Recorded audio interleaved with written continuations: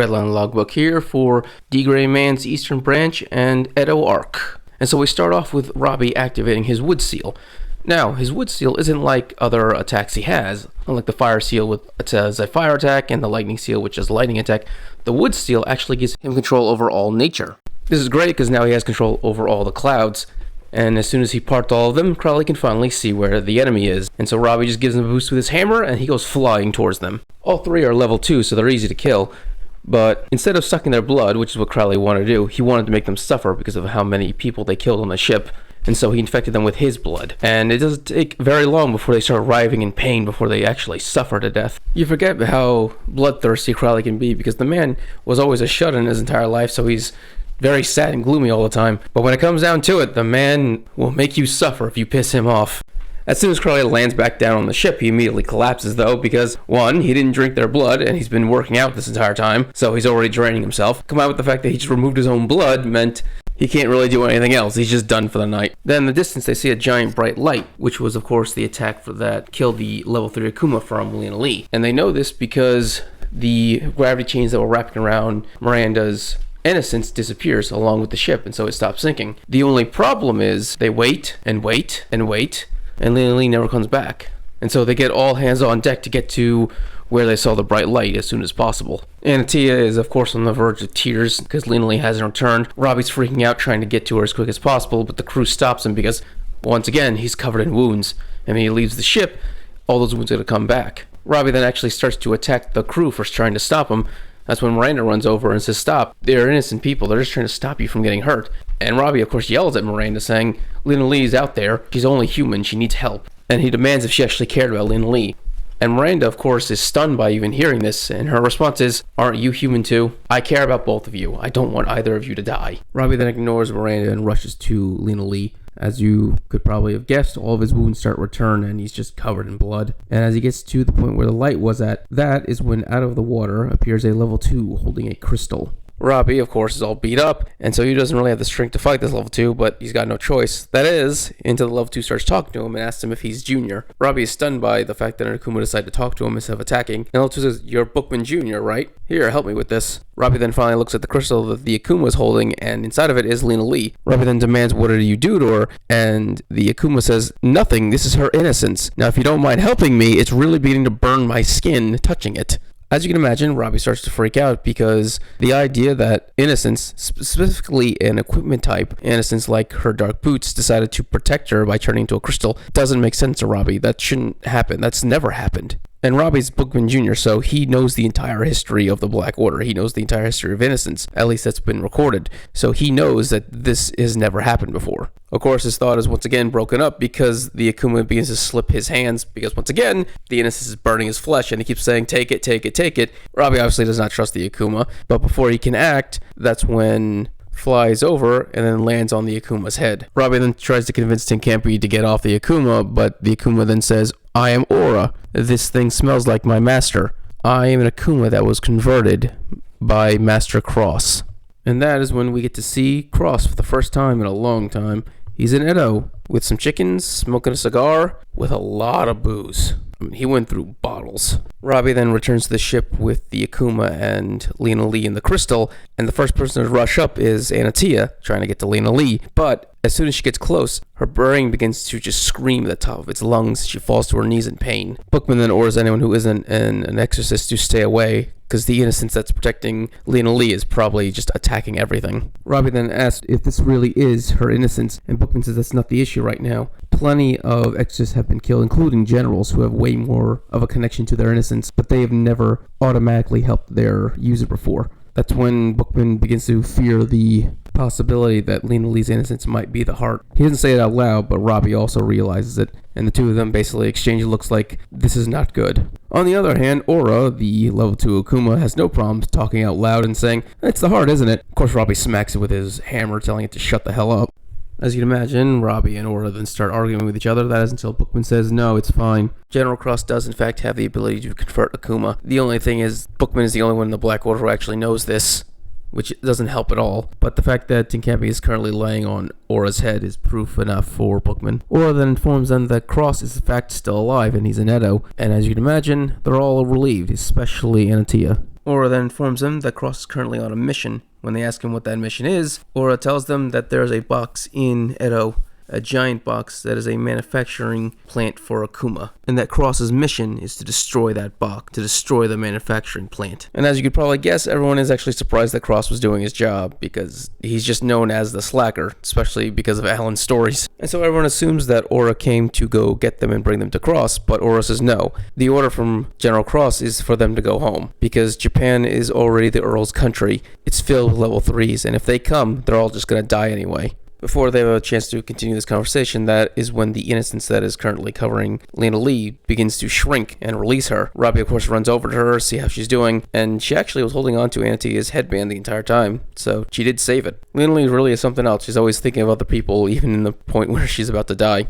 But anyway, she opens her eyes, she actually begins to cry and asks Robbie if she's still in this world, if she's still alive. Everyone is then excited that Lena Lee's alive and safe, and they allow her to get dressed before they decide what they should do. Basically, they're putting up to a vote. Should they do as the general says and return, or should they head off to Edo? And Lena Lee is the first to declare that they should keep going. They should go straight to Edo and help General Cross. And basically everyone agrees. They've gone too far and too many have died. They can't just quit now. Of course, there are multiple problems, including the fact that Lena Lee just collapsed because her legs aren't working. Now, she's still on the boat, which means she's within Miranda's power, which means any injuries to her legs should have automatically healed, but they're not, which means this is something wrong with her innocence, not wrong with her physically. So basically, Lena Lee is going to be useless in Edo, but still, she wishes to be a part of this, and everyone agrees, so they're heading off to Japan. Since the decision has been made that they're all going to Edo, Aura decides to just push the ship there, and Aura is fast.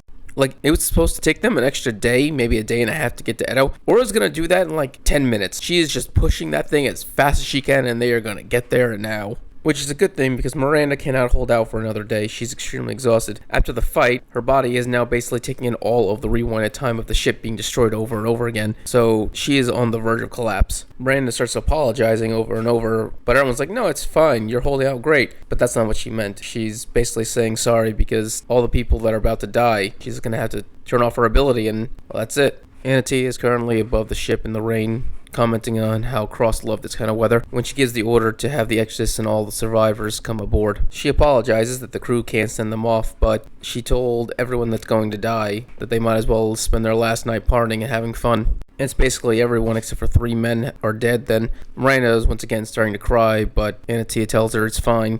They are supporters of the church for a reason. Every single one of them had family members that they lost to Akuma, and so they were dedicated to the very end. That's when they hear the crew speaking through the speakers, asking for the Exorcist to win for their sake, for the sake of the world, and for the sake of their friends that are still alive. And they ask the Exorcist to keep their friends alive to the very end with them. As you can imagine, they're all getting kind of emotional hearing this. In fact, even Robbie says Gramps is painful. But once again, the Bookman and the Bookman Jr., they are not members of this war. They're just spectators watching. So Bookman just doesn't have a response for Robbie. He just has to grin and bear it. All the Exorcists and the surviving crewmates then get into a lifeboat carried by Ocha. And that's when Lena Lee reaches out her hand for Anatia, but she rejects it. She then tells Lena Lee to grow her hair out again. It's so beautiful. Then she says goodbye to Lena Lee, and the lifeboat is taken away by Ocha. Lena Lee screams out for Anatia, but basically realizing at that very moment that didn't make it. He also got hit by an Akuma bullet. Lena Lee breaks down crying at this thought, and that's when Maria deactivates her innocence. You see the black pentagrams cover the body of Anatia and her crew. Anatia's last thoughts are of Cross and her mother, asking if she lived up to be a good woman, if she was worthy of her mother. You then see everyone turn to dust, and the ship break apart and fall to pieces as it sinks below the waves. Finally, the Exorcists make it to Japan. Ocha goes into her human form, and they start to go up these stairs. Ocha reminds them once again that this is the land of the Akuma. This belongs to the Earl, and so they have to be very quiet, very careful, and they can't just wander around freely. Japan basically went through a genocide thanks to the Earl. 90% of its population are Akuma, and the government obviously just run by the Earl. There's basically nothing left of Japan. They see a shadowy figure on the stairs. That's when Choco recognizes her as a fellow Akuma that Cross modified. Choco starts to run towards her, but then she notices that her friend is completely trapped in a spider web, orders everyone to hide, and they basically just watch as 3 level 3s apart and devour the level 2 Akuma. So as we learned in the Vampire of the Dark Castle arc, Akuma have a desire to kill. That's just what they do, and devour. The way they usually devour is by killing other humans, and this satisfies their hunger. But because Japan's population has basically been genocided, the Akuma have no choice but to devour each other. And so this is a world where the strong devour the weak. The level 3s eat the level 2s. After they're done devouring the level 2, the level 3s disappear, and the group are able to move again. That's when they begin to notice all over the place are the corpses of Akuma that have been ripped apart by other Akuma. While they're walking, that's when the 3 sailors finally introduce themselves. Choji, Moscow, and Ki. They inform the Exodus they're happy to do whatever it takes for the lives of their former crew members and the world, and they can use their lives however they see fit. But that's when Lin Li's like, no, we're all going to survive this. No more people have to be sacrificed. Once again showing that the people who support the church are dedicated. Ocho then starts to begin to freak out. The reason being is apparently, even though Cross modified her bloodlust hasn't completely disappeared, and so she even says she's running out of time. But then, Ocho freaks out even harder. In fact, she begins to shift from being a human to an Akuma form, and the reason for this is because she's receiving a signal from the Earl. Every Akuma in Japan is being ordered to one location. And yes, Cross didn't modify her, so she's still loyal to Cross, but once again, she was created by the Earl, she belongs to him, so she's really now having to fight her instincts. That's when we pop over to Tiki Meek, who is currently also in Japan, eating a carp.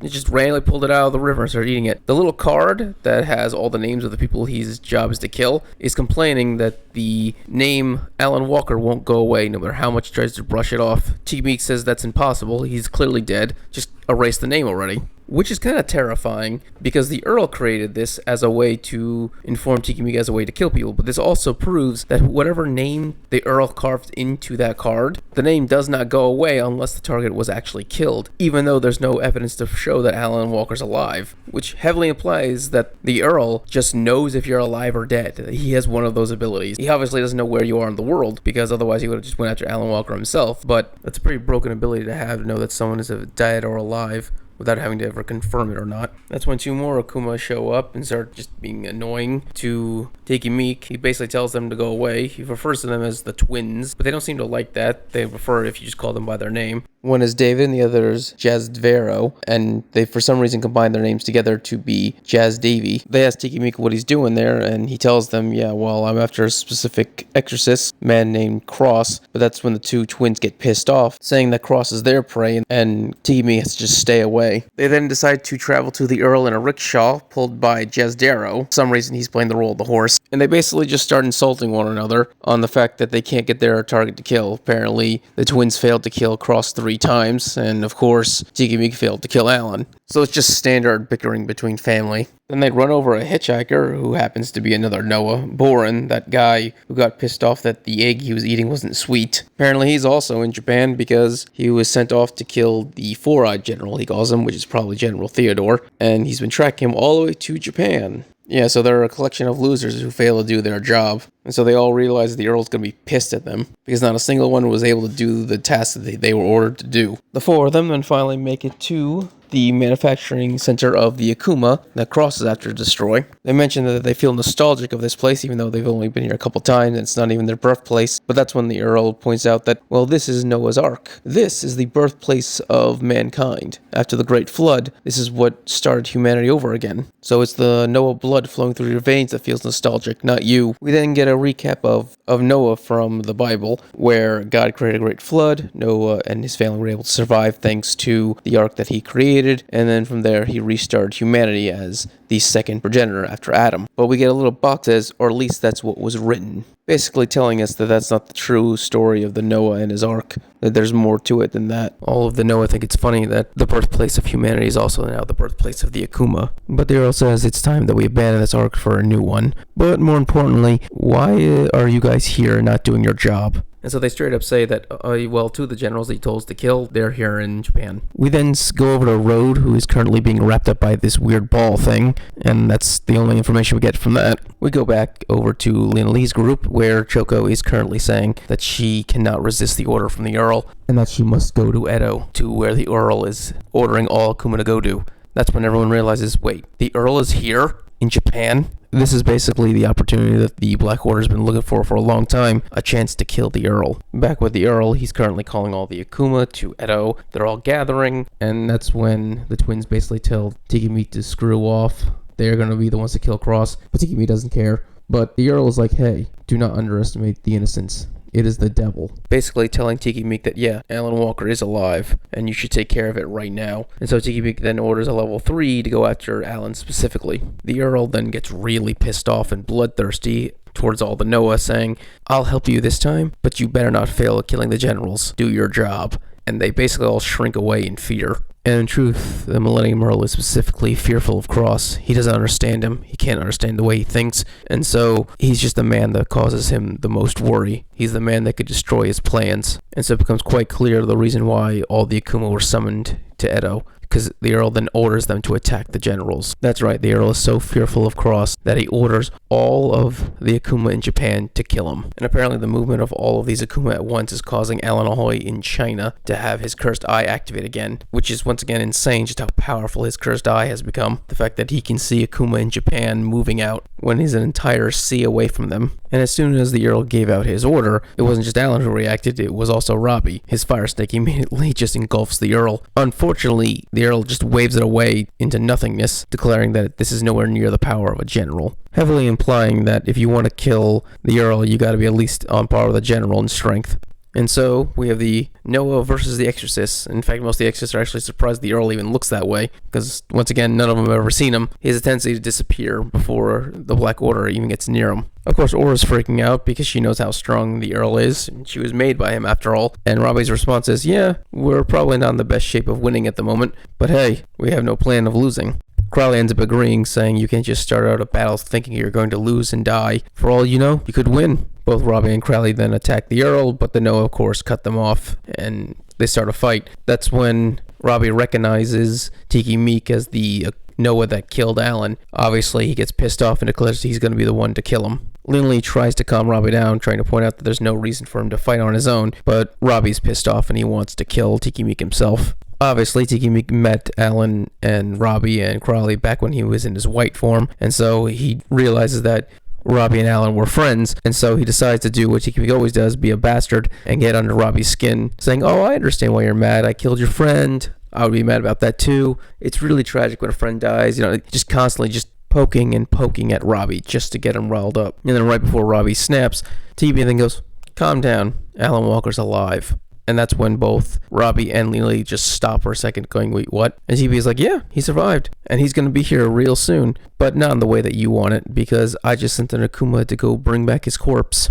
And the way Alan is right now without his innocence, he has no chance. He's going to die, and I'm going to display his corpse just so you can see it. So you know what would be best for you two is you try to survive long enough to see his dead body. Yes, Tiki Meek, piece of shit through and through. And I think that's where I'm going to end it for today. I hope you enjoyed. Please subscribe, give a thumbs up so you enjoy more Deke Rayman and other things. Thank you, and have a great day.